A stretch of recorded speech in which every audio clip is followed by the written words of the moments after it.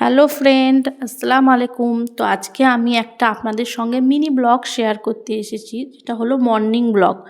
আর তার সঙ্গে ওটসের রেসিপিও শেয়ার করব। তো চলুন দেখে নেন কেমন লাগবে।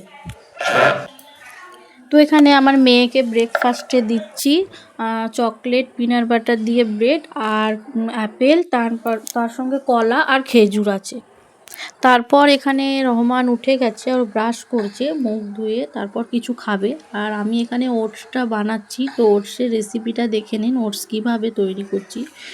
তো এখানে আমরা 3 চামচ ওটস নিয়ে নিয়েছি। ওটসটাকে একটু ভালো করে ফ্রাই করব, মানে অল্প, বেশ লাল করব না, একটু ফ্রাই করে তারপর এর মধ্যে কিছুটা জল, পরিমাণ মতো জল দেবো। তারপরে কিছু 3-4টে খেজুর দেবো। আপনারা চাইলে এখানে চিনিও দিতে পারেন। আমি বাচ্চার জন্য তৈরি করছি, তার জন্য এখানে খেজুর।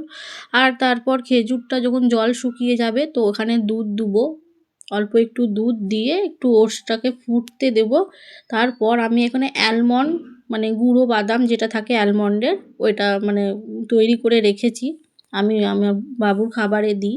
তো ওইটা একটু অল্প করে দিয়ে দেবো। তারপর আমাদের ওটসটাকে যেমনভাবে আপনারা নামাবেন, এই আমাদের ওটস হয়ে গেছে। ওপর থেকে আমি অ্যাপেল গার্নিশ করে দিয়েছি, মানে আমার বেবি ড্রাই ফ্রুটসের মধ্যে অ্যাপেলটা পছন্দ করে। এটা বাচ্চাদের জন্য নয়, শুধু এটা বড়দের জন্যেও এই ব্রেকফাস্টটা খুবই একটা হেলদি ব্রেকফাস্ট।